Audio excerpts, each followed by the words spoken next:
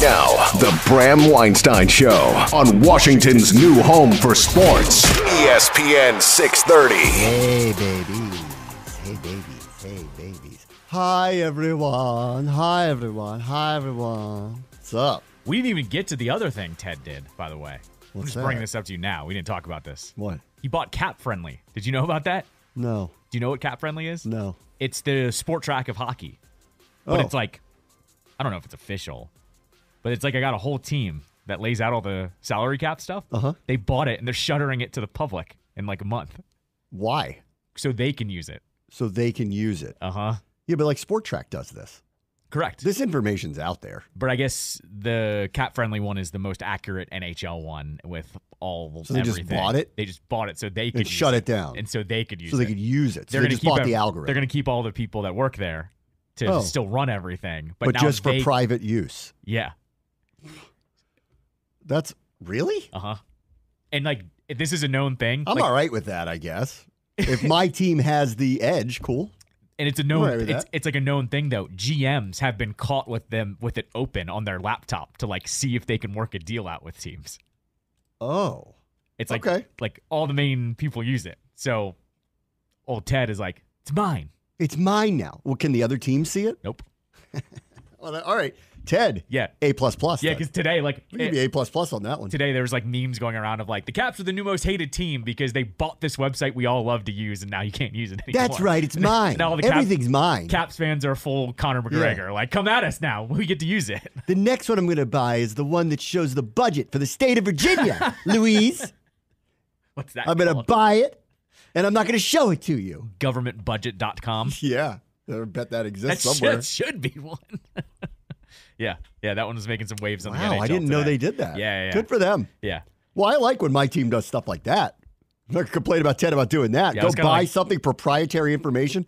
The problem is it just takes like one coder to used to work for them to go, I can recreate this. Well, what's funny is I actually wondered this. The Caps are one of the few teams that paid for that. What would they have paid? I don't know. I'm not sure what they did. Yeah. The Caps are one of those few teams too, though. Whenever they sign someone to a deal, it's like, hey, we signed this person for this much money, and it's the exact dollar amount. So, like, hey, we signed Rasmus Sandin to that 3-year contract extension worth $12 million. 12.268 yeah, and 38 cents. And I'm almost wondering, like, what? I'm almost wondering now, do they get to not reveal that information? I mean, again, there's no way that this will be the only version of this. Right. Like someone else is going to be empowered to go downloading do it. the whole website and try to keep it going. Right. Yeah. That's right. They need one mole in Monumental to ship it out to the Blue Jackets. That's all they need, too. That's all they need. Need the login. What's the password? That's right. What's the password? What's the two-step verification to log into the website? What's the artist pre-sale code that I can get into this thing? Yeah, right. Exactly. Callow's got an extreme talent today. So my guys, Joey Valance and Bray, are coming back here. They're like if the Beastie Boys just kind of morphed into the future and showed up they're as millennial young people Beastie again. Boys. Yes, they are. And they're great. And they're ridiculous, but they're great. And latest album, 10 out of 10. They have a show at the Atlantis. I've never been to the Atlantis. And today popped up on my feed, their pre-sale started, but I needed an artist code. Mm-hmm. I don't know how to do that. I walk in here, 3 minutes later, Callow has already figured out. So this is proof that you could hack into Cap Friendly. I don't know about that one. What do you think what's the pre-sale code? What's Ted's pre-sale code? I don't want to get Irene's into this. dress? I don't. I'm What's going to sit the this code? one out. I'm going to sit this one out. What's the code? Zachary. What's the code? I heart AOL 4. I used to love Brad. Yager sucks. Yeah, 45. Right. Mm-hmm. So it's something like that. So you could probably figure it out. But Callow, I didn't have an artist presale code. Within 3 minutes, you found it on the internet, and then I bought the tickets. So I'm in to go see them at the Atlantis this fall. Here's a little secret to the internet. Type in whatever you need, then Reddit. And Reddit has it. Right. Every single time. Somebody gives it And up. that goes for artist presale codes to how long do I need to cook this chicken for? I mean, it pops up and there's been a conversation about it. The internet is the greatest thing to ever happen to humanity and the worst thing to ever happen to humanity. Absolutely. All at the same time. Yes. Because all the people who hate life are also on the internet. Yes, correct. Exactly. But for informational purposes, it's the best. Yeah. That's how I got to see the Foo Fighters at Madison Square Garden. That code was like super secret. And then somebody was like, I got my tickets. Here's the code.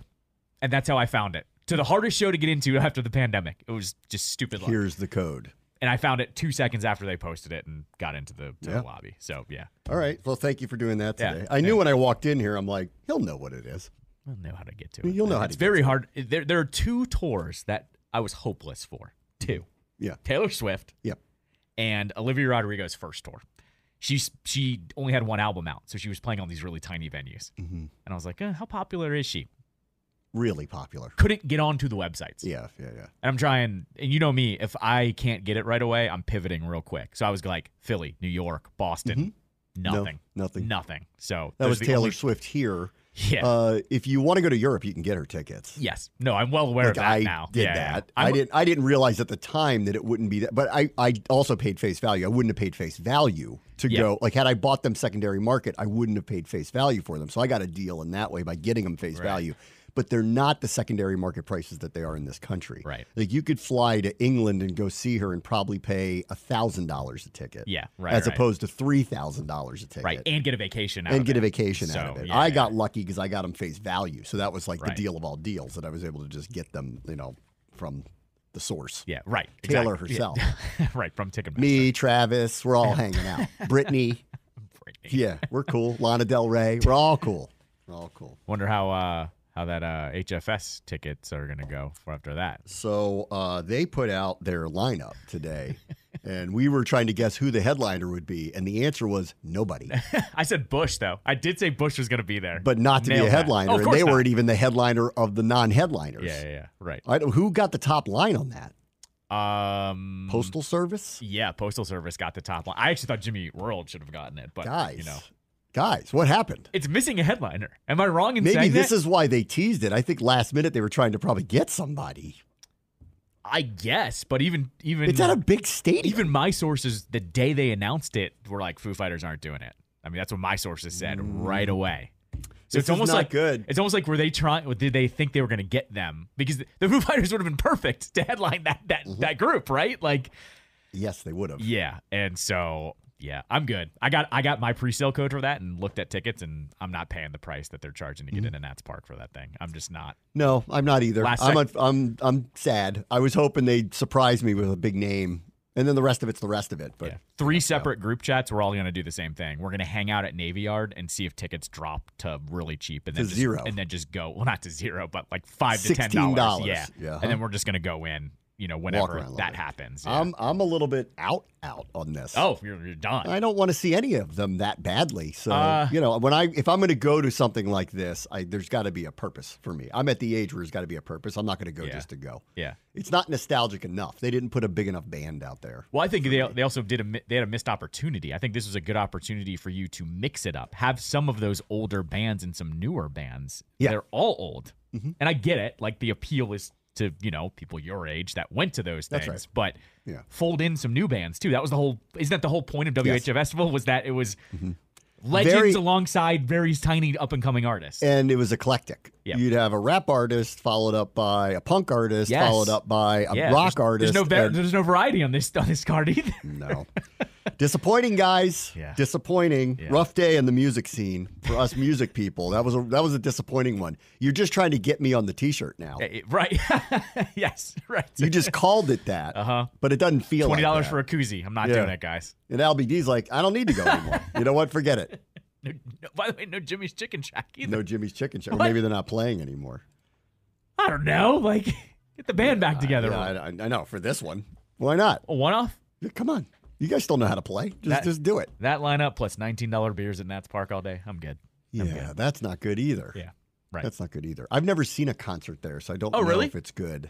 Is it a good venue? There? No. Oh, okay. I haven't seen anything there.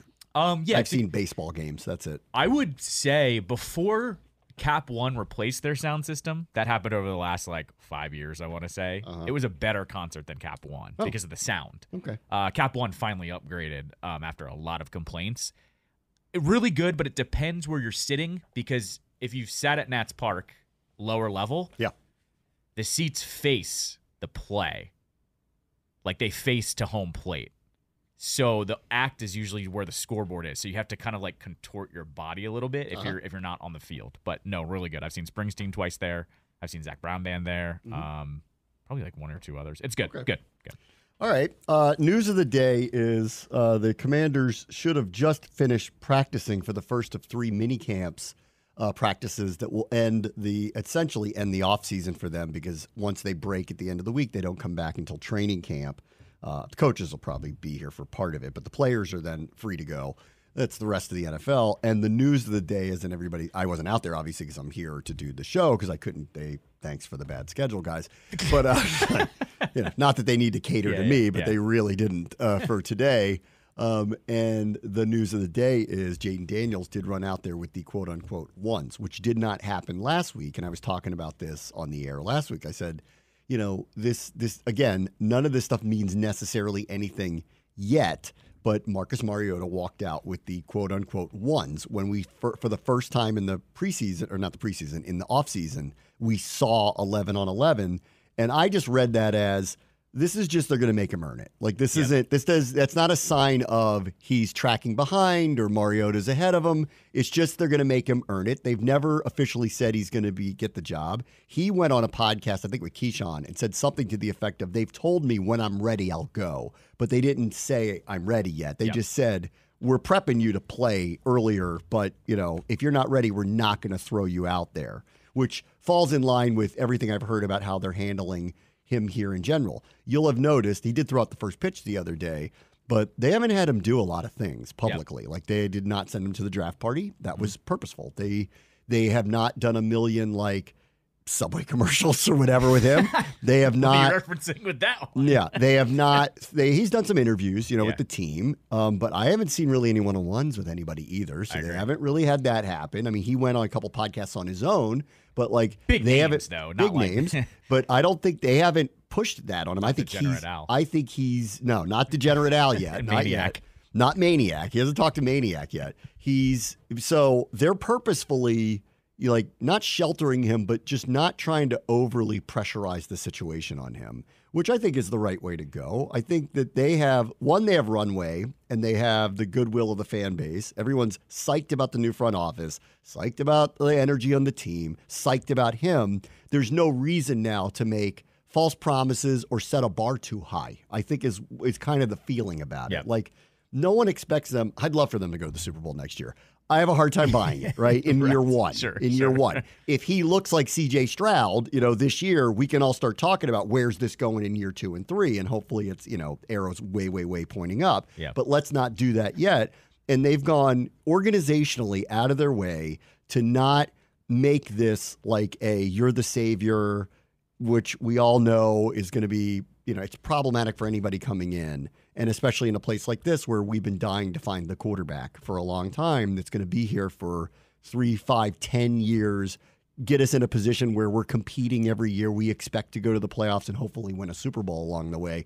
They just don't want to do it to him yet. So you'll have noticed it's been very quiet. And I think it also goes along with his personality. I haven't spent a lot of time with him either. Like, they haven't made him really available. I've had very short conversations with him, but he just kind of comes off as, not a very outgoing, gregarious, wants to do all those types of things. Like, that's another difference between him and RG3. RG3 wanted to be a big star, wanted to be out. There's nothing wrong with it. Wanted to be out there, wanted to do it. Jayden doesn't seem to come off that way. I think it will find him, obviously, if they win a lot. It'll find him, but they're not forcing it.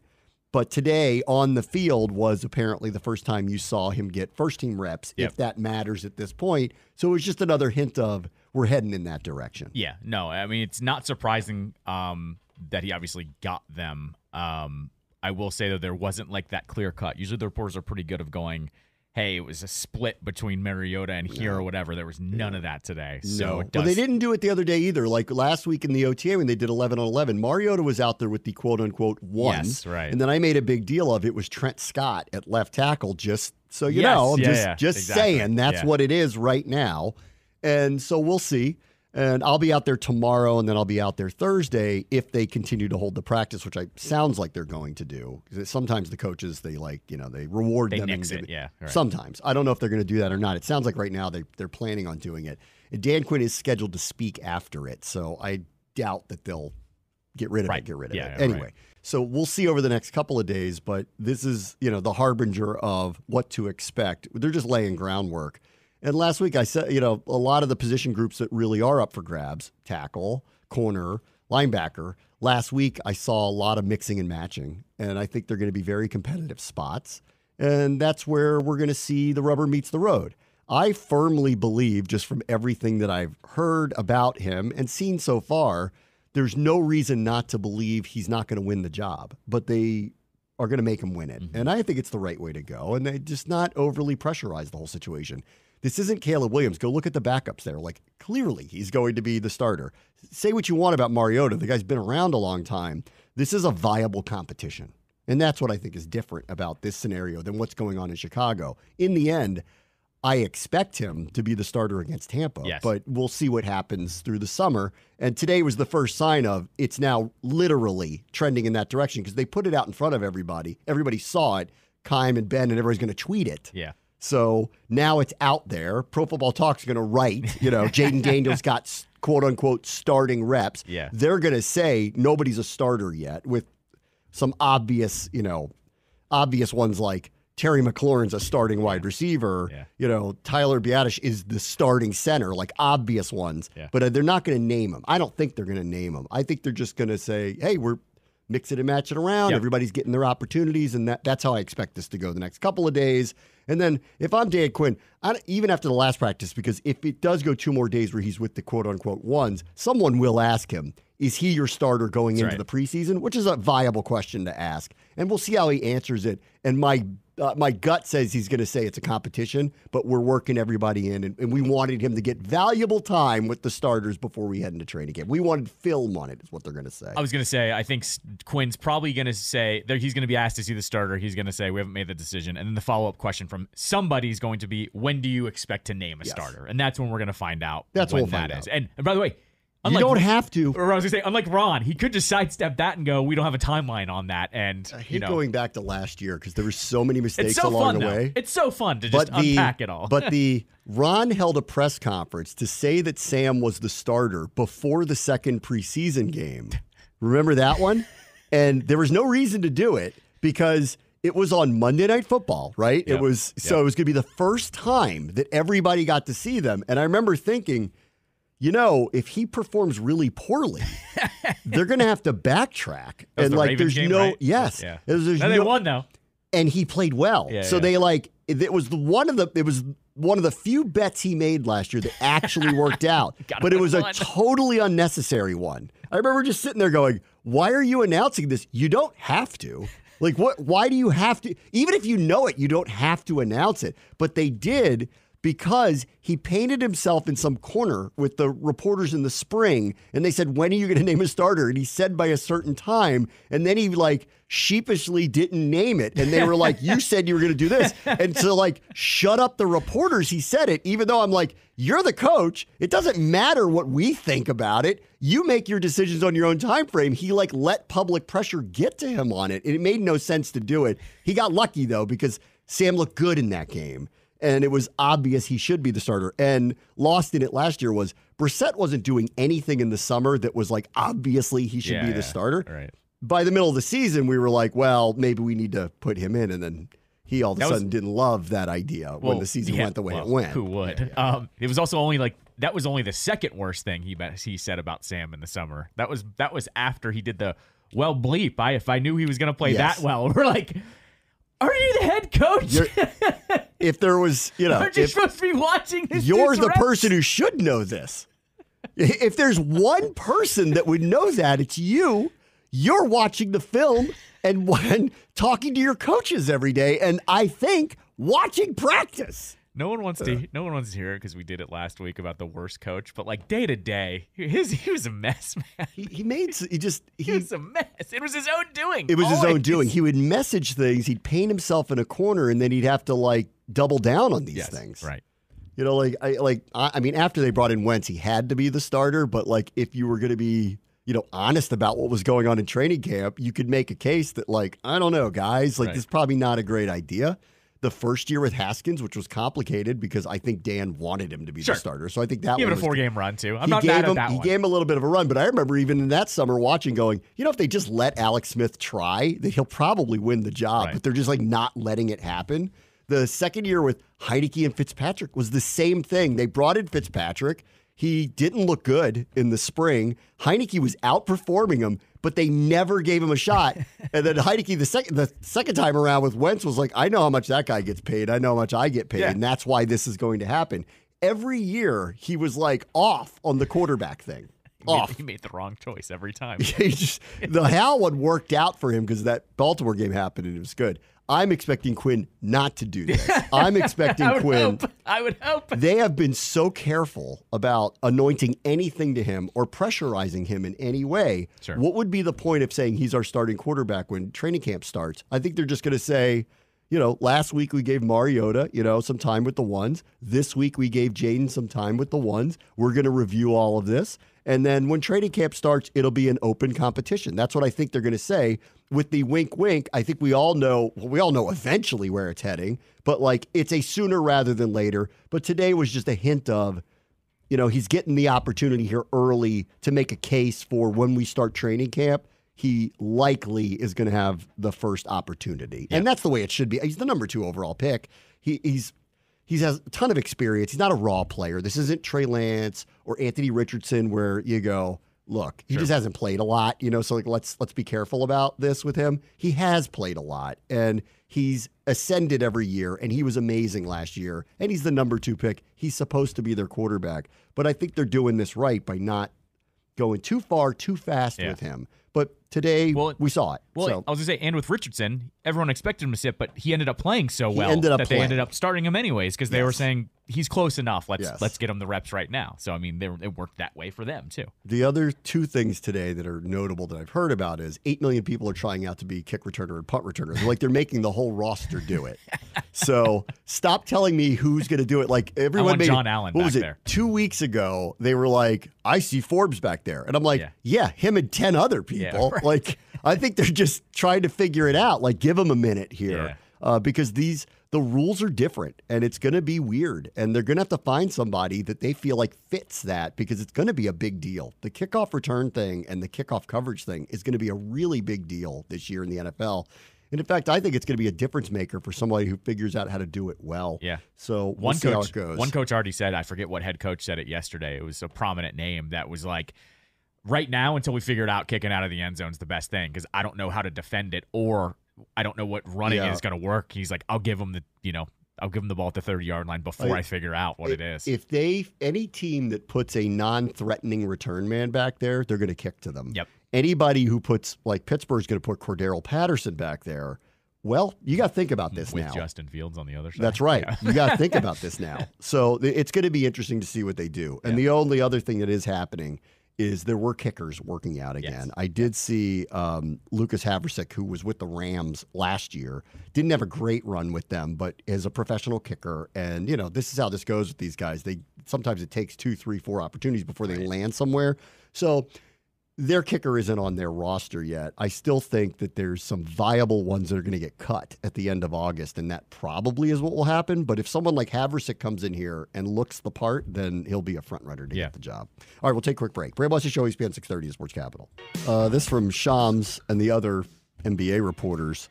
Kristaps Porzingis suffered what they're calling a torn medial retinaculum, allowing dislocation of the posterior tibialis tendon.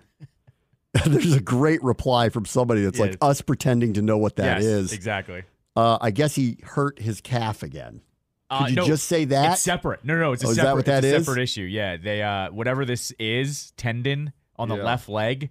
The injury unrelated to Porzingis' right calf injury. That's per the Celtics. That's an official release from the Celtics. Shams describes this as a rare injury. Yeah. And they're calling him day to day. Yes.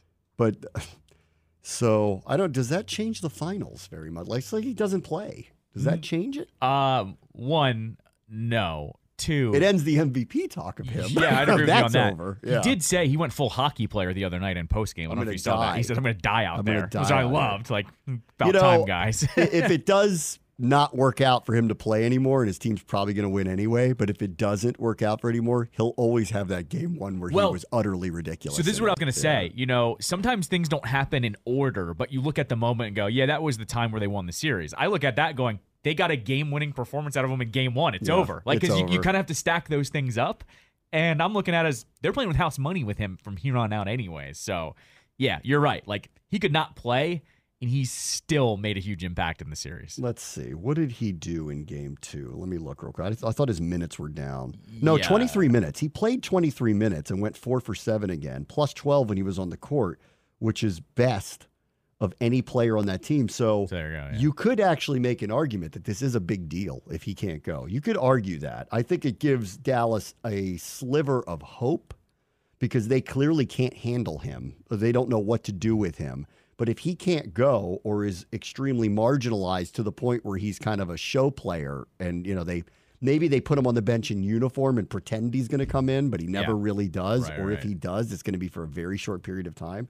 This gives them, I would say, a sliver of hope. It looked like with him healthy that it was forget it. Right. There was just no chance. And now, I don't know. Yeah. I mean, I don't think it changes the Celtics game plan. I don't think so either. Fine, Luka, we'll let you do whatever you want. We let you score 20 in the first 16 minutes of the game the other night, and you still lost, right? So I think they're probably just going, we need to keep playing defense, and we'll be fine. Yeah, I think so. I don't think this really alters it all that much, but it does seemingly it is a big deal. He was their best player in game one for a period of time. Yeah.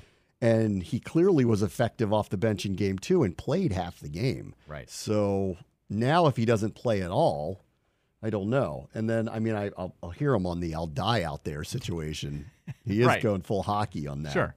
But I don't know. If he doesn't play, maybe this flips it a little bit, makes this a longer series now. So all the people who have the Celtics plus 1.5 games. That's me. Yeah. They don't like that news today. I'm all right with it. You don't like that news today. All you really need Boston to do is win one of these three. Yeah. Really. Yeah. That's all you really need them to do. No panic I think if it here. gets back to game 6, I think it'll probably be over. And I still wouldn't be surprised if it ends in 5. That wouldn't surprise me. This is the one Dallas is probably earmarked to win now. Right. Game 3, home, Porzingis probably isn't playing. And if he is, very little. Yeah. This is your chance. No panic over here. And I mean, if you don't win that one, you might as well pack it in, really. Yes, correct. You might exactly. as well. Duh, it's my left calf, Yeah, not the right it's one. all my calves. Both all my my calves, legs. all my legs hurt. All of them hurt. I don't know what to say, man. All my legs hurt. I hate that even now I do that one. Yeah, you can't help yourself. It's too good. Even though he has a deep voice too. Does he? I wouldn't know. He's a very deep voice. Yeah. My legs hurt. Okay, let's see. Let me get back to the NFL here. PFF put out what I thought, this is great because everybody's optimistic with the exception of a few teams. Like people in Carolina don't think the Panthers will be good. But everybody else is making up something right now. I forgot to send this to you because I know you always love the state of local sports. Uh-huh. Did you Which happen is not good. Did you see what happened? It was I want to say it was a news station in like maybe Louisiana or something. Some area that was not involved with the NHL final by any means. And they put up the Carolina Panthers logo. They put for the Edmonton Florida Oilers versus Carolina Panthers. I know. I can't. Remember we played not the even one. The same colors. Like, remember we not played even close to the same logo. I mean, even here, what was it last year? Fox 5 tried to get somebody to read about Bruce Boudreaux retiring or whatever, or got fired. Oh my God! I know. Yeah. So bad. I keep wondering, will it ever revert back where local sports is cool again? No. You don't think so?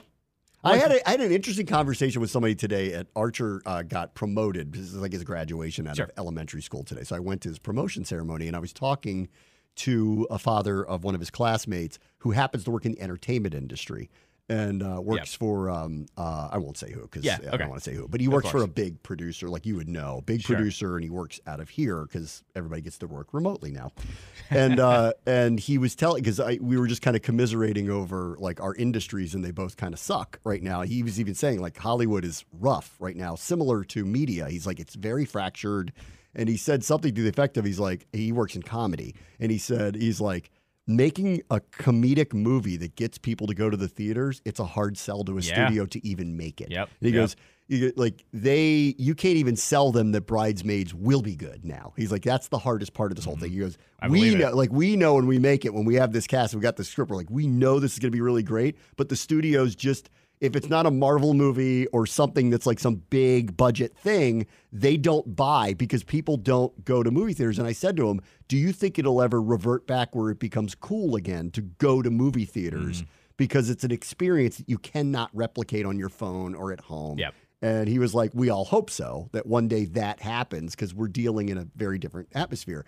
And I was thinking about that with local sports. I'm like, will it ever, because there was a time, and this is pre-ESPN and pre-internet, where the local sports anchors were a big deal.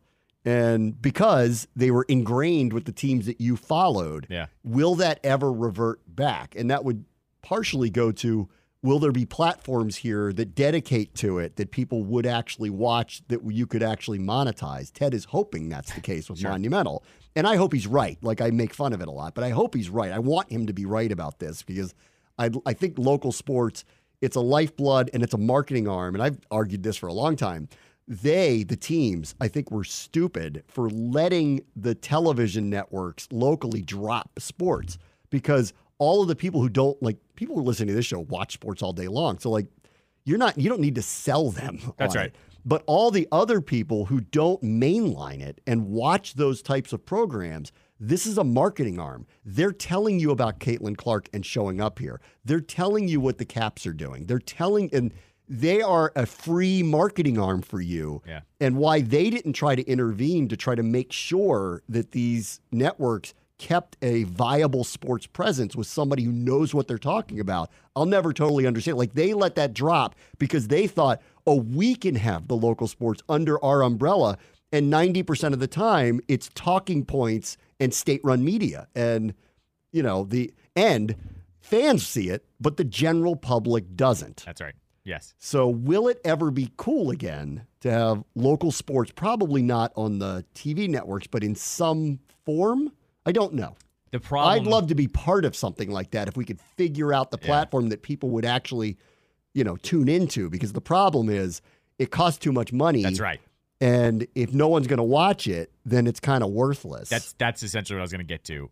You tell me in our industry in sports, when specifically things have been reinvested back into local sports. That's right. It's been cut to the point where you and I know this, like, and we know people that they're doing 16 different jobs that they didn't sign up for 5 years ago, Correct. but you have to do it because Yeah. these stations are telling you, figure it out or else you won't have a job either, essentially. Yes. So, yeah, I say no because I've never seen a reinvestment happen ever. So, like, what is happening in Baltimore with the Baltimore Banner is interesting. The Baltimore Banner is funded. Okay, so you need someone like, we need Ted to do something like this. Like, to think that independent media locally is good for everybody if it's disseminated out through a general public and not just through the lens of your team. Because Caps fans will go to Monumental to get their stuff. Are they reaching the general public? Yeah. Probably not. How would they? Like, the general public doesn't care enough they care enough about the team, but they don't care enough to read the news that they're creating every day. It needs to come from a different source.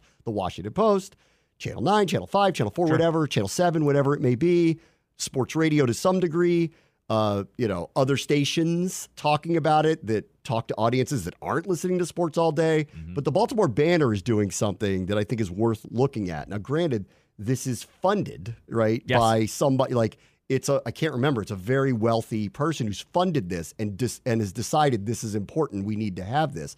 They're doing really great work covering things. In fact, I've cited a lot of stories about the Orioles or the Ravens I use their sports through them all the time, more so than the other outlets there. Are they doing anything on video, which is where it would really matter? They actually do a lot of social media stuff. They're really good at that. They've actually done a really good job of branching that because that's a tough, like for all intents and purposes, you know this too. A newsroom is usually full of older people. Usually, there's the exceptions. So it's hard to branch that gap on social media. They've hired people to do both. Like, they do really cool videos. Like, I forget who does their videos for the Orioles, but he does a really good job of doing some, like, here's the stuff at Camden Yards, or like, here's BP today. Like, really quick videos that I'm like, okay, this they get it, is what I'm telling you. This is a project that I would be near and dear to me that I'd want to be part of. That if we had someone who was willing to, invest in it and know they're going to lose money for a number of years. It's only if Jeff Bezos did that, right? Correct. Whoops. If they lose, they're going to know that they're losing money for a couple of years, while you try to build an audience. Could you make a local platform that does feature sports viable back in a local market again in a modern way through phone technology, digital technology, not obviously through linear technology? Would that actually matter and exist? And I would argue it would. I think if there were prominent voices, and there are here, but they were streamlined in that way, that I think that they could revert back to being the George Michaels or Glenn Brenners of the world here again, if it's done in a way that is appealing to a broader audience and not just a sports audience. And I'd love to be part of a project like that. So please send me a note. Very wealthy benefactor who would like to see that happen again. I would love to help you build something. I don't even need to be on it. I would like to build something like that because it's important to me. I hate that that's happened, to our local market. The changes, it is reverting back a little bit. Fox 5 does have somebody who is going to sports in general. Yes. Yeah. JP's on Channel 4. That's good. They finally, because they went a couple years there after Carol left, and they kind of just didn't replace her. And I was like, you're Channel 4. Like, what are you doing?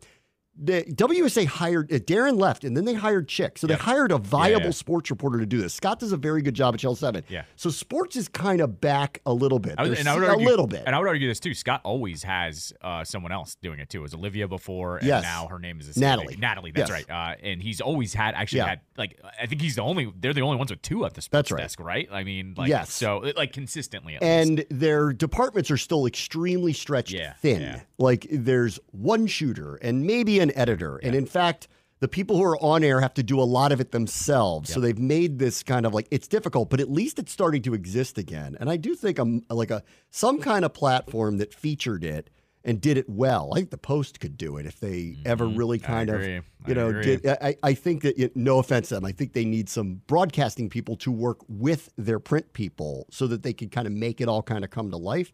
But I do think it would exist on some level that would not be narrow in the sports realm. And I wish that would happen. And I feel like it's viable because we still have 3 sports stations here. Yeah. The sports departments of the local TVs are doing it again. Ted invested in it in a massive way with the Monumental Network. So it exists. Can we get it to a point where the general public then is tangentially interacting with the teams again, which was always the free marketing arm of the sports teams? Maybe. Yeah. Maybe. Yeah. I mean, Ted's probably, he'll buy anything. Ted, let's talk, buddy. This or Mr. Harris. Right. Well, I mean, Mr. Rails, this is good for you. It doesn't erase the team media, which is important. All that stuff is important. But the team media is not going to reach the general public. It's going to reach your core fans. Can you do something that incorporates the voices that matter, that bring in the general public back and make local sports a big deal again? And I think there's a way to do this. If you can get some smart people and some real money behind it, I think you could. The problem is you and I both know Ted is going to want to control what he's said about right. His teams. Well, and that's part of the issue is you need somebody who's willing to go. It is independent media, and we're all on your team anyway. But when you do something dumb, we're going to bring it up. That's right. You need to be okay with that. Right. You need to be okay with it. Yeah. All right, let me take a quick break. Bram watch the show, ESPN 630, Sports Capital. Tweet of the year. This is straight out of the Mike Leach. Have you seen this? I don't know what you're about to reference. This is straight out of Mike Leach if you asked him this question, this is how he would answer this question. Mm-hmm. And it's very DC based, where Dan Diamond from the Post retweeted a Reddit post. Okay. And then I saw it because Rick Snyder then reposted Oh, I saw this. I did see this. Yes. And the question was, if the city's statues came to life, who would win in a fight? Yes. And the answer, at least initially from the question, I think is worth delving into. Okay. Yeah, let's do it. Says, obviously, Lincoln, Jefferson, and MLK have a size advantage. Correct, yes. However, could Lincoln and Jefferson squeeze themselves through their respective columns? And King's unfinished legs are hugely symbolic, but a major hindrance in a battle. This is correct, yes. There are a number of statues on horseback, but many of them don't have weapons, in which case they'd have a speed advantage and be able to retreat and position themselves in a beneficial location, but they wouldn't be able to capitalize on that.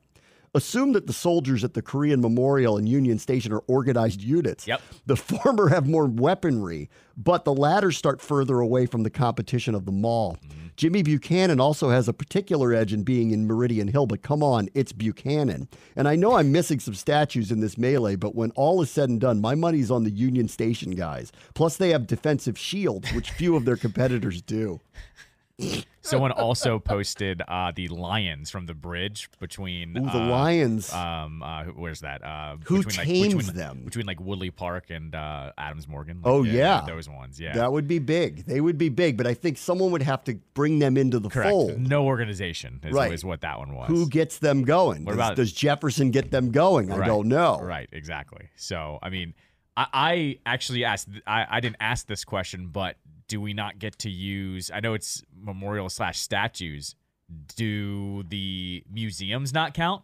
Because you could make a case for the Natural History Museum, the giant mammoth? woolly mammoth could The actually mammoth. take everyone out. Like The woolly talk about mammoth. size advantage. The woolly mammoth would be a problem. They got some dinosaurs in there too, Correct. so that would be a Yeah, we problem. go full night at the museum over here. Like, do. And to the argument of would they bust out of the columns, I think we do need to make the distinction. Yes, you get out of your domain if you are alive on this thing. I mean, So, is there any kind of weird modern art thing that comes to life? you're not wrong on that too. Who Like, knows? I don't know. It could I be don't a know. creature we don't understand. Correct. Yeah. Right. So I don't mean I'm trying to rack my brain of others, but I feel like if Lincoln stood up and walked out of there, that everybody would bow down. That would be I agree. the end of it. I agree. Right. And like, you Because know, he's just been looking over the whole thing for years and years and years. And if you find he was like, I've had enough, and he just stands up, I Correct. think the Lions would just go sit by his ankles, You know, and they'd be ready to go. do the boundary stones get to bound together?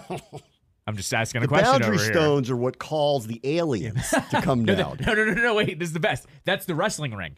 The original boundary stones is the they ring. light up. Yes, the lasers. No one They can go light past up. the boundary. This is a good movie. So, like, to the point of you can't make a comedy and get people to go to the movies. You could get all the statues in Washington in a melee on the mall and probably make a pretty good movie out of that. I forget who it was said as well. Like, are you going to count the Air Force Memorial out by the Pentagon? Because those are planes. Those are planes. And you're screwed. Everyone on the ground is screwed at that point. Right, So, but again, do they have weapons on it? I don't know. Are they just flying around? Is it a suicide mission? Are they taking out Jefferson? Like, what? Whose side are they on? well, no one's on anyone's side. Because It's all they're going to independent. die. It's all They're going to independent. die. So they're not going to win. They're just going to die. No, you don't know that. You don't know that. How are they going to win? Because there's like 4 or 5 of them. So 4 of them die and one of them, is alive. Martin Luther King doesn't have legs. I just don't think it's going to happen for him.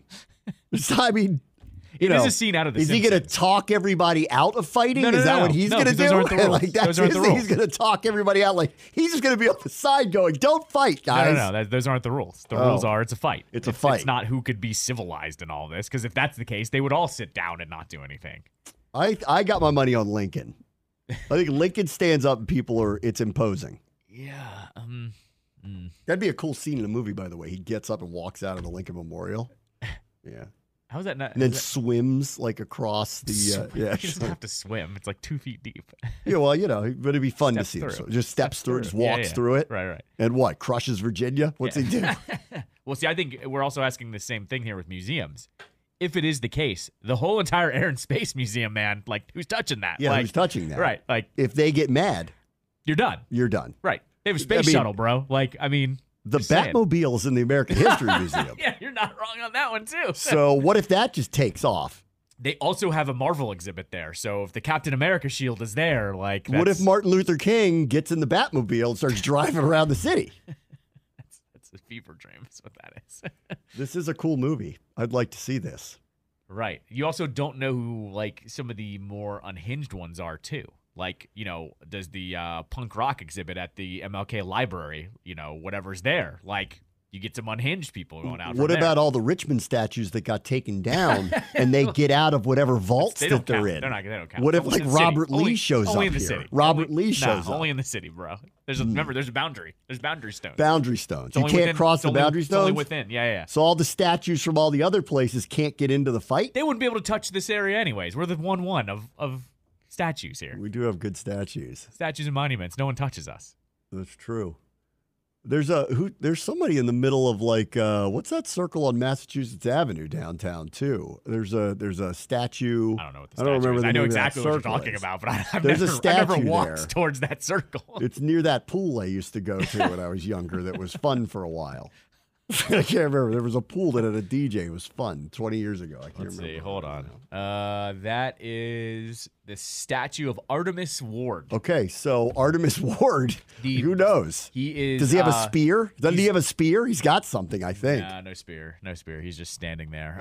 American Revolutionary War general. That's who he was. Okay. This one, that one, right? Is that the one you're talking about? Yeah. Well, that's Ward Circle. There's another one down Mass Avenue, farther down, closer to Cap One. Ted probably knows about it. Is it this one? Hold on. That one? Is it that one? Yeah, that guy. Okay. Who's that? That's Winfield Scott. Yeah. Winfield Scott's on a horse. Okay. Does he have a weapon? It doesn't look like it. I can't see a weapon. Okay. I'm just telling you. It doesn't look like he's got one. Just so that's saying. your other one. It's a possibility. We don't have any statues of any of our great players, do we? Anywhere? No. We don't. No. There's Nats Park has them. Nats Park has like the DC legends, like Walter Johnson and a couple other ones. That none of the modern Nationals, but honoring like the DC past. Okay. So.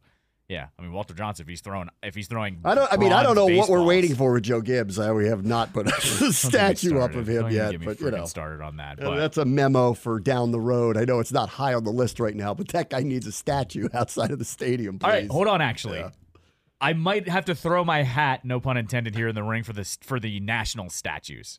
If they're a team, which I think they are. So who do we got? Walter Johnson, Frank Howard, and Josh Gibson. Who is now known as like one of the GOATs now officially. We never even talked about it. Yeah. They changed the stats thing. Right. He's like the home run king now. Yes. So that's a lot That didn't get as much play as I thought it would because that's kind of a controversial thing to say. Well, I think Major League Baseball did a really good job explaining it too. But I think if those three are working in tandem, oh, yeah. They're going to take anyone down. I'll tell you who's voting for that, Lavero. Where's Boswell? Boswell's the manager. Yeah. I'm just saying. Lavero's running up the hill with the DC Grays. That's what he's doing. He's running up the hill. The bats of Frank Howard and Josh Gibson, I don't think anyone's taking them out. They got bats. Like I said, Walter Johnson's just picking up anything. So he just takes out Thomas Jefferson and then, with a Walter bat. Walter Johnson's just throwing gas. Yeah.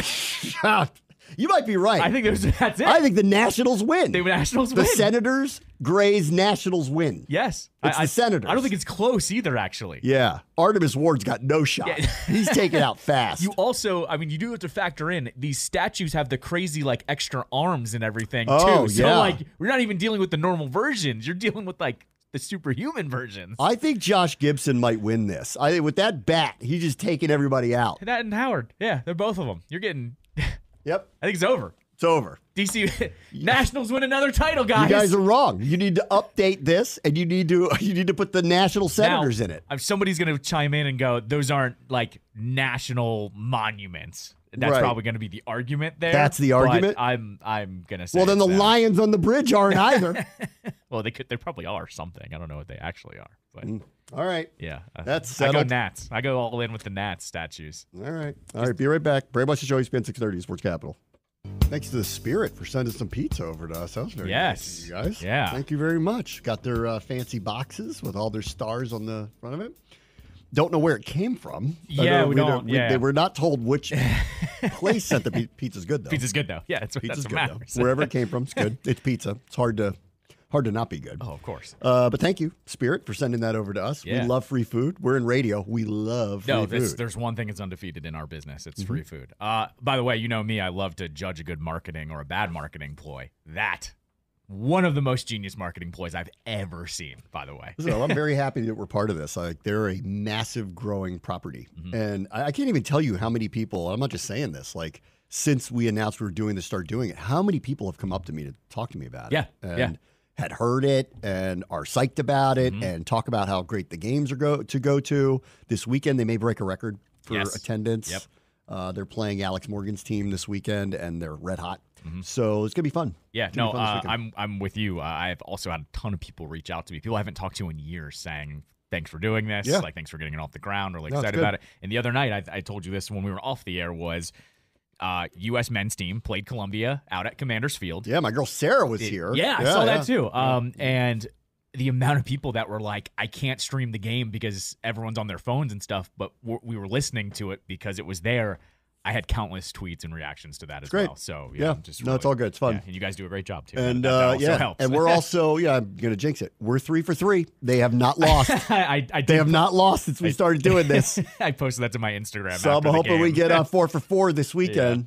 Yeah. And then we're talking about going to the game up in New York the week after. So that'd be fun. I'd like to do that live. That'd be our first true live broadcast. We did the game in Utah away. We did the away game, but we did it from the studio, which that's norm in broadcasting these days. But I like to be there, so they're open to that now. So I think we're going to go up and do it. I'm hoping we're going to go. That's both men's and women's. It's not just us dealing with that. The men's crews don't travel either. So, but listen, at ESPN, I remember I was when I was there. It's a long time ago now. I was begging them. I want to do more play-by-play. They had sent me to do a handful of college basketball games. I loved it, and I'm like, I want to do more. And they came up to me and they're like, okay, we got a package for you, but they were all from a studio in Bristol. Oh. And I went, and I go, like, and I just like, I did. I go, you know what? Like, thank you. And I think I'll just stick with SportsCenter because it's not the way to do it where it's right. Yeah, right. You know? Right. And also, you're ESPN. Like, the budget isn't at the point where you should be thinking about it that way. It's one thing to do a team consistently like the Spirit, but to pick the two random college basketball teams on a Wednesday in November. Well, I mean, the scary part was it wasn't randoms. It was like big conference games. Oh, okay. And I was like, right, never mind. Really? I was like, really? You don't want to go there Got it. for that? Okay, fair enough. Whatever. Yeah. Anyway, let me play a bite from Terry McLaurin, who spoke after practice today.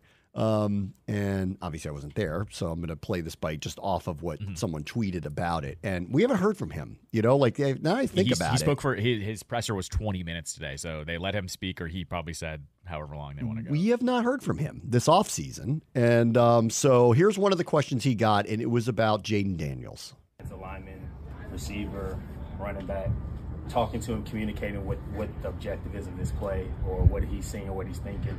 And he came in really prepared. I feel like when he was getting ones reps or where he's working with the twos, like he does a great job of getting the most out of the reps that he needs to accomplish. And I think he's going to be a really good player because of the time and the work that he puts in. Like, I don't think I've had a young quarterback that really has come in and within the first week he's like, hey, can we get this route or let me get this rep after practice? And so it's exciting for me because, that opens the door where they got a lot on their plate, but at the same time when there's that open door of communication and he's not afraid to get that work in before or after practice or talk through things, it makes the growth part a lot quicker. And he's very talented, but he's extremely humble as well. And I'm looking forward to see how he continues to grow. And it's hard to pinpoint. When you're around him more, you can really tell, like, he's humble, but he's confident in his ability. Like, he's played at the highest level. He's played against really great competition, and he knows that he can make all the throws. So he's not putting the cart before the horse. He's literally taking this thing day by day, and he's doing a really good job right now. All right, so that's what we're hearing from everybody about it. It was nice to hear Terry talk about him. He had one other line that JP Finley tweeted. He said this about playing for Dan Quinn, quote, "If you love competing, then you're going to love it, and I love it." There you go. So, there's a lot of energy out there now. It's a different voice, much more energetic environment going on. They needed to flip this thing around. I've wanted to hear from Terry throughout the offseason because he's in an interesting spot here. He is clearly their number one receiver. But like oftentimes, and we'll see how this year plays out, the young quarterback ends up getting paired with a young receiver. So this is an interesting pairing. It's not to say that Terry doesn't have a good, who knows how many more years in him. He does. Sure. But typically these things time up a little differently. Pat Mahomes hit it with Travis Kelce and Tyreek Hill at young ages, right? Young-ish, actually. Sure. Young-ish right. ages, right? Joe Burrow got Jamar Chase, right?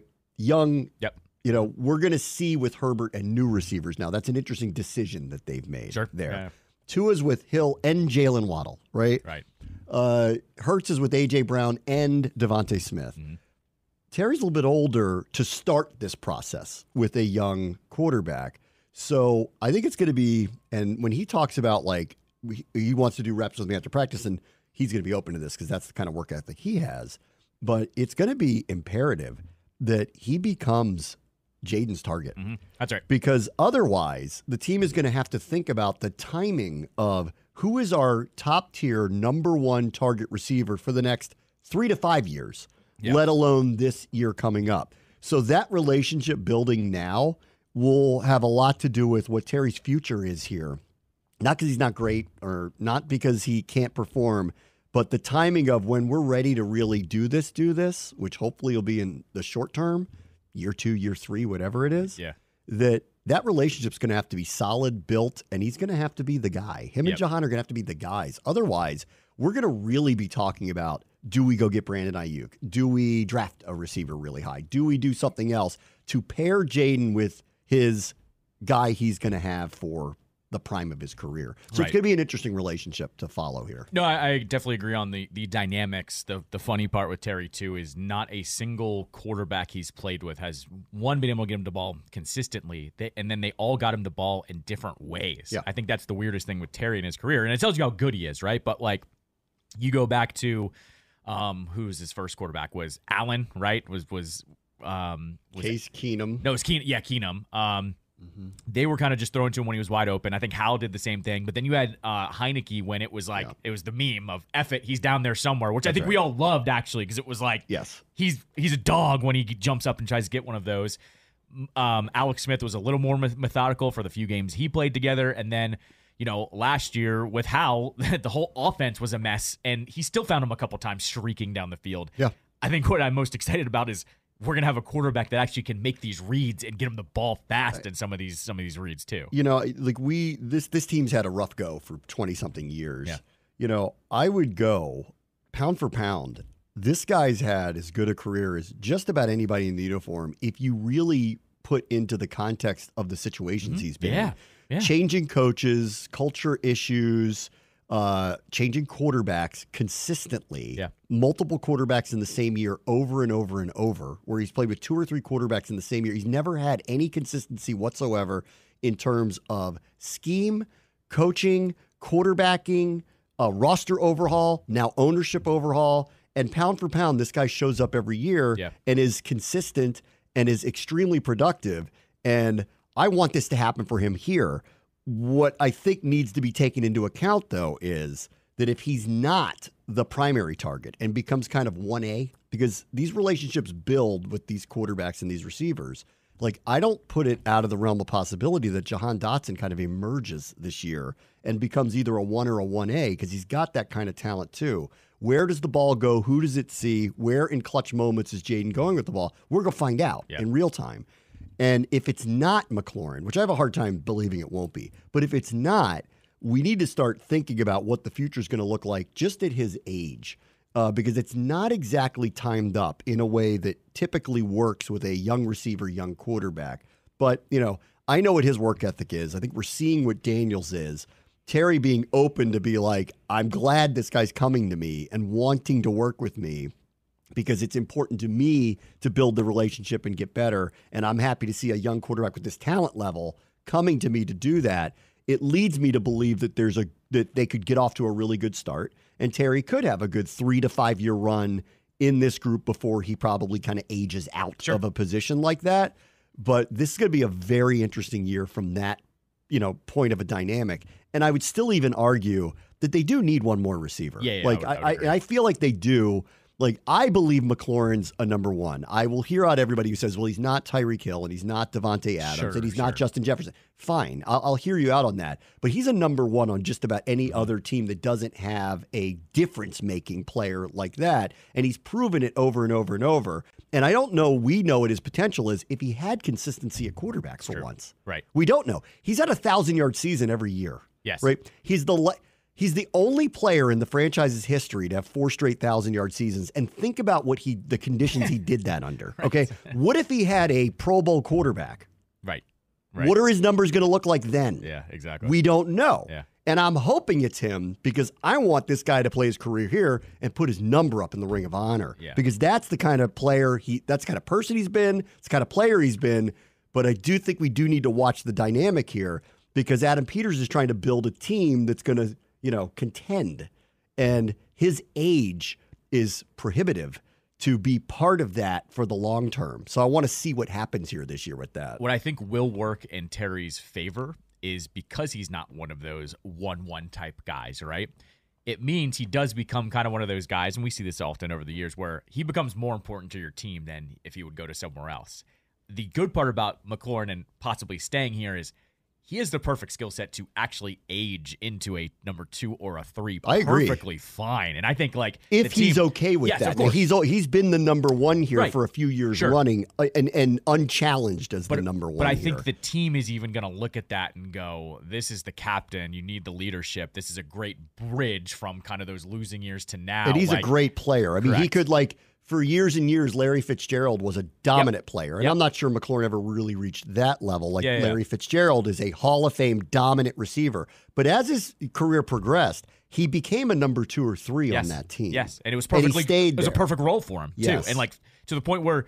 Well, how many years was he in the league for? And he just kept re-signing for these 1-year deals because he didn't really want to go anywhere else. And everybody loved him. Yes. And there were going to be a couple moments a year where he's going to make plays that only he can make. Well, and he also, remember, he got the reputation of being like the smartest guy where he'd run to the ref and sprint it into the ref and hand it to him. And so it was like he would do things like that. I look at Terry as not that same type of smart player, but I look at it as, you know what? The guy doesn't put his helmet down and take these big hits.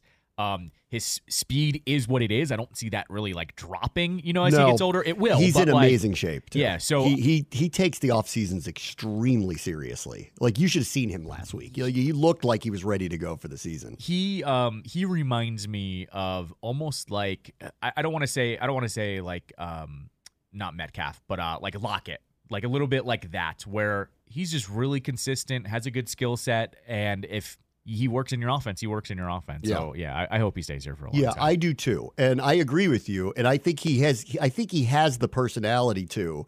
If there comes a time that they draft a P1 type of receiver, that he would be happy to work with that person and become a duo with them. Maybe Dotson becomes that. I don't think that's off. I agree. That's not off the table here. He was misutilized badly last year.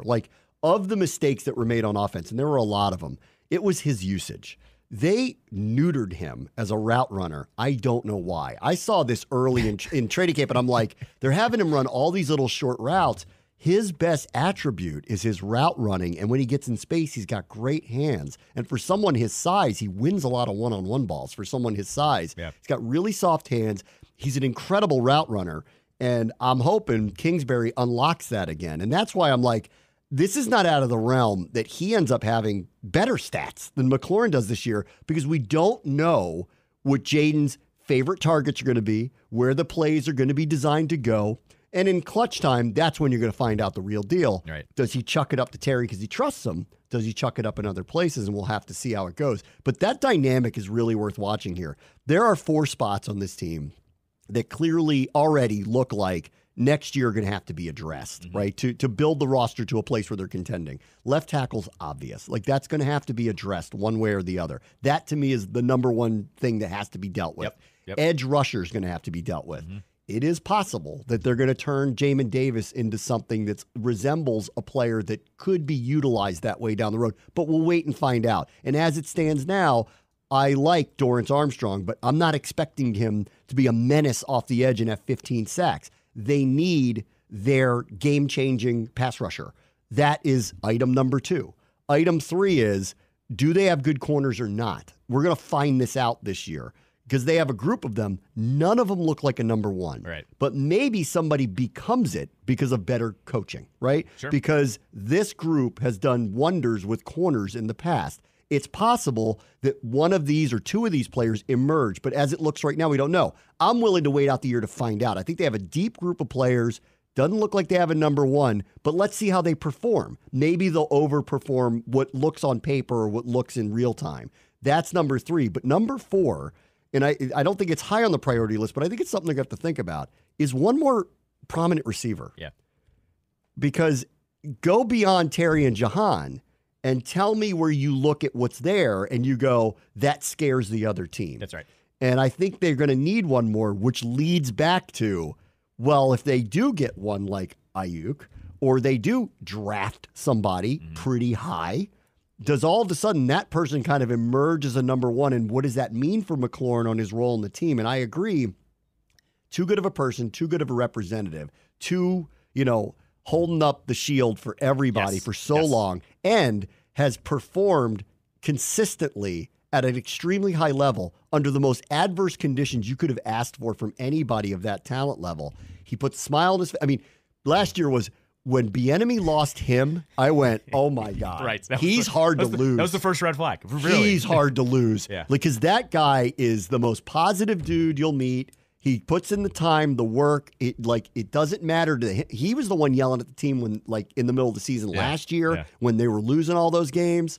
So I want him to be here. I just want to see how it times up. And he will have to shift into, I can see it already, he's going to have to shift into a 1A number 2 role to be here beyond the next couple of seasons, because I do believe they need another P1 receiver. Yeah. That has to happen. By far, by the way, he's funny because Allen and Payne don't get the same type of run, especially when it comes to jerseys. But it's so funny at the stadium with him because you have these very small smattering of Redskins and WFT ones, but then the brand new Commanders jerseys all strewn about. He's a literally walking version of transition with this whole entire franchise. But 17 by far the number one jersey that you see at the stadium too. I love him, and I hope he's here for his career. Yeah. But the timing of how this is going with Jayden, it makes it interesting to watch. It's going to be an interesting dynamic this year. And I do believe they need one more receiver.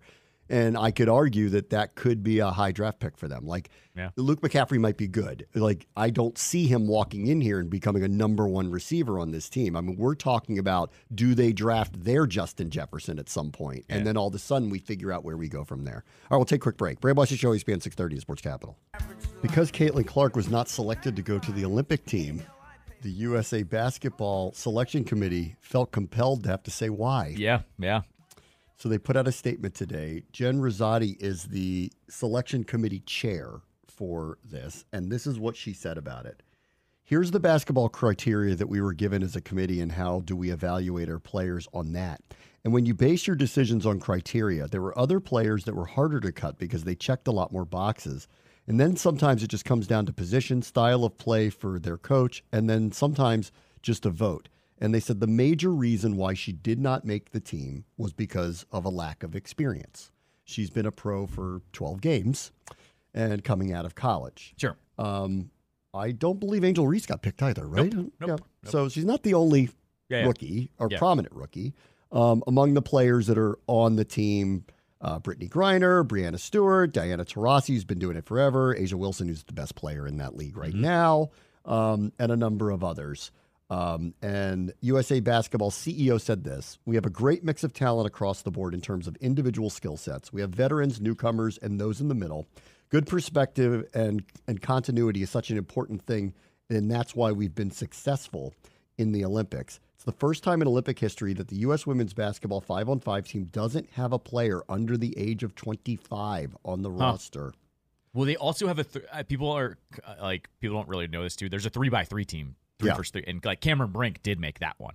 She is a rookie sensation. So there are two different teams here. So let's see. Rosati then said age was never brought up in any of our discussions. There was inclusion of a lot of young players in the pool. When we focused on the selection criteria, the players that fit that the most just happened to be above 25. That was not intentional.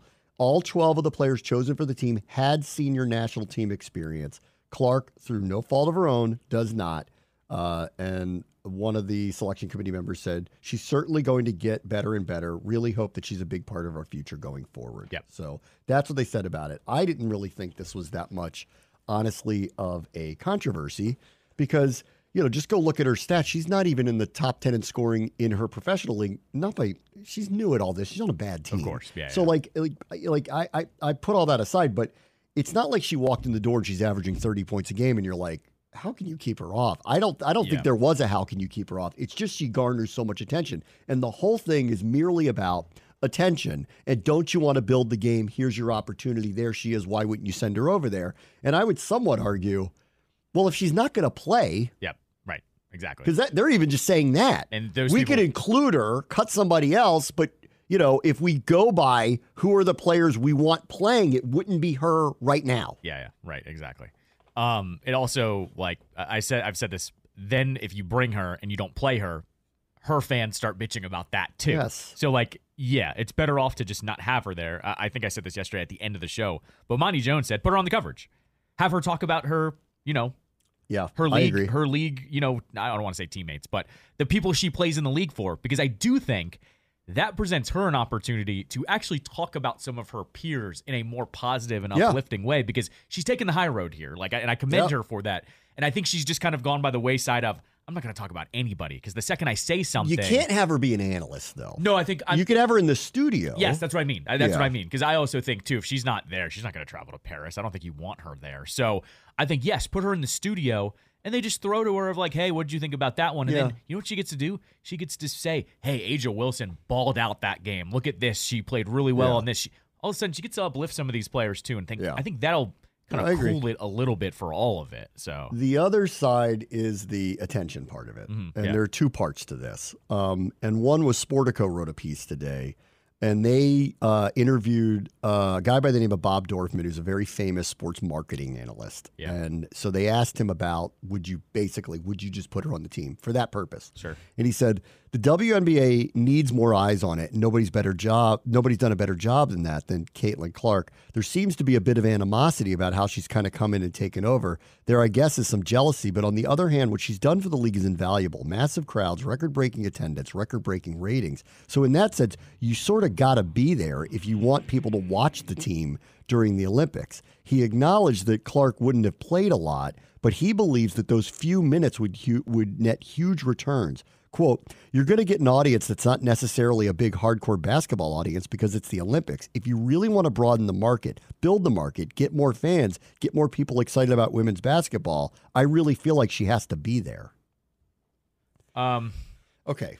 The NHL numerous times pulled their players because they didn't feel like that it actually had a carryover to their league. It has to do with timing, too. The last two times, Bettman hasn't said it, but they basically said, it's at a weird time. No one's going to watch.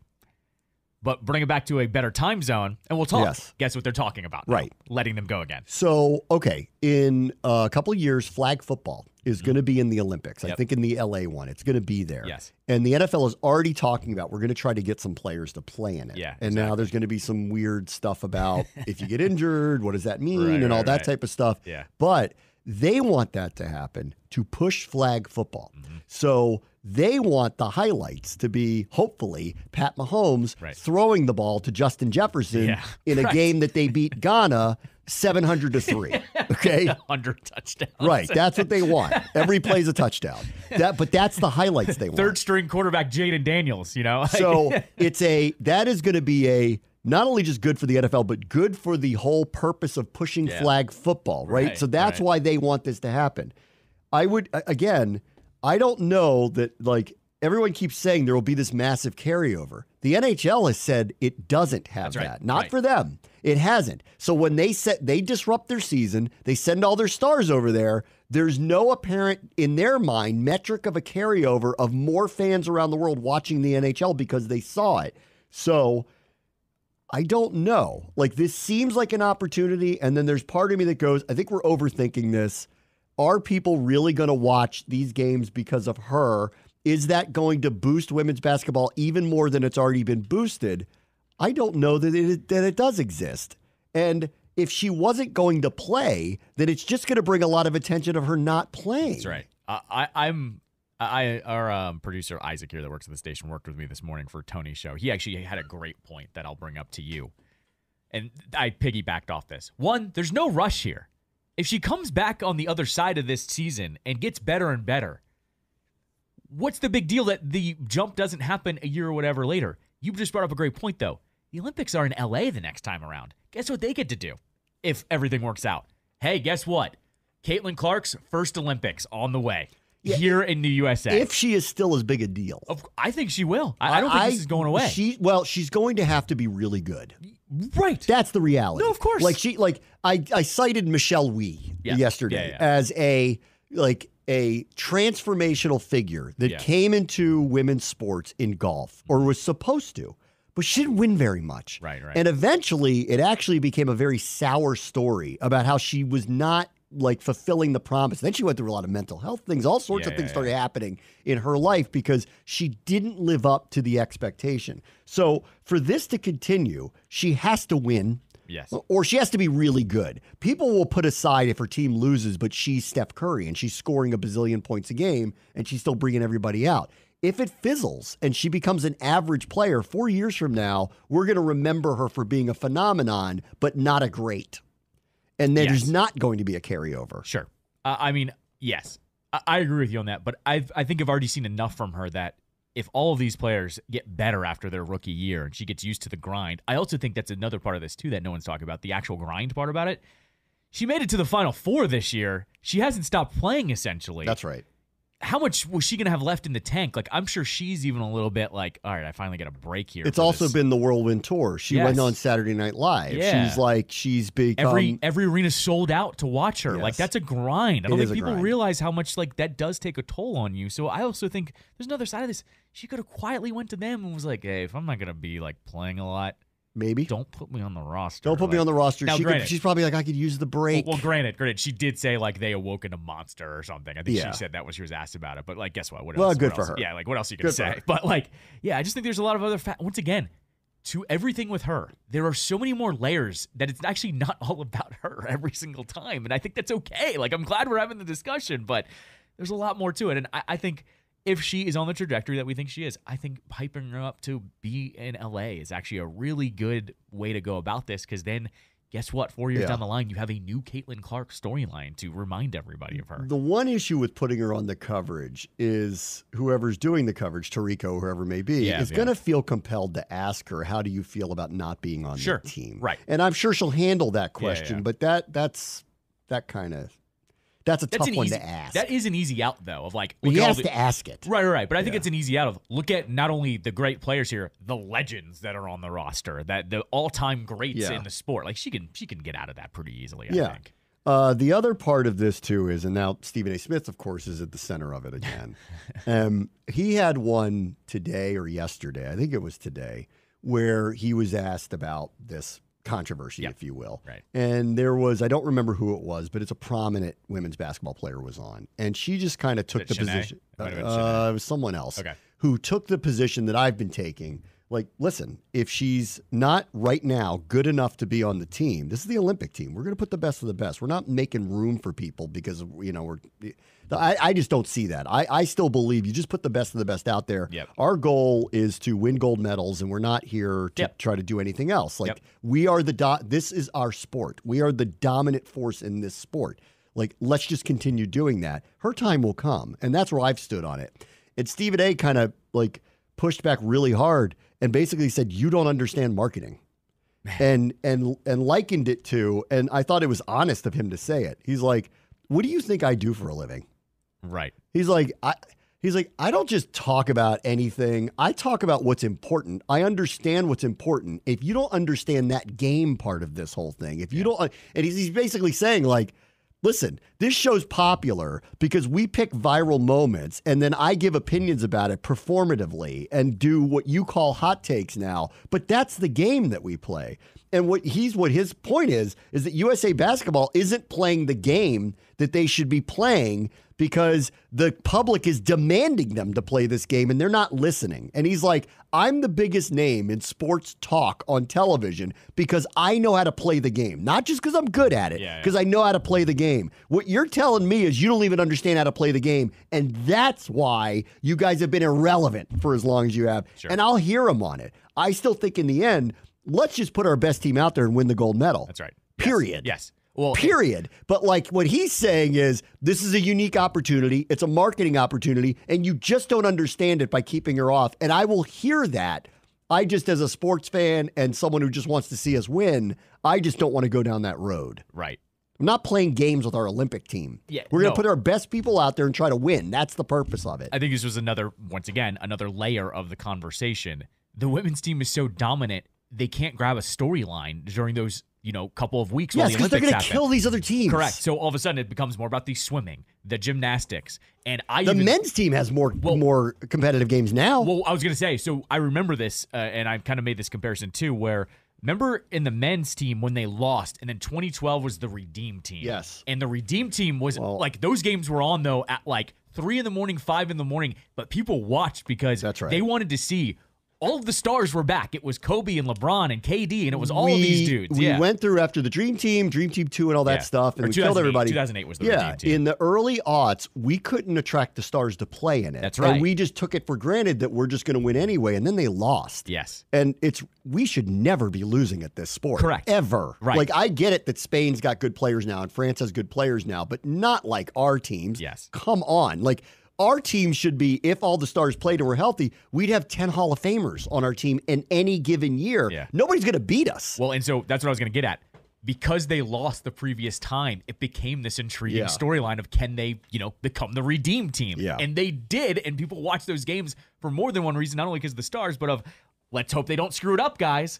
Whereas this team, they're unfortunately, because they just kill everyone else, no one really kind of gives them the attention. This one will be interesting, too, for the men's side, because we have a crazy team again. All the stars went again. So we have a crazy team again, which means we probably should win. But it is going to be a referendum on the stars of the NBA versus systematic basketball, because that's what the Europeans actually play. Yep. And now some of the countries have enough players that they can put a team out there that is actually not at a competitive disadvantage or so much of a competitive disadvantage. And we don't play systematic basketball. We play isolation basketball with our stars and let them take over.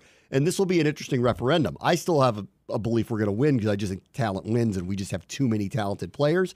But Spain knows how to play basketball. Yeah. Greg Popovich is like, I love you guys. You guys are wonderful, right? Meantime, we're isolating whoever we feel like isolating. It becomes the all-star game for us. Yeah. So we'll see. With the women's game, I'll hear out the marketing part of it. Like I said, I get players. it. I get it. I understand it. But I'm kind of falling into a category of I don't think this particular little tournament for a couple weeks gives the boost that everybody's talking about, and the NHL will be the first one to tell you that. Agree. Yeah, it is truly making a mountain out of a molehill, I think. Yeah, I agree. Once again, talk to me though when she's in LA and she's here in America. I think that's going to be a big deal when that happens. And so I actually think this is all right. Kick it down the road for one more Olympics.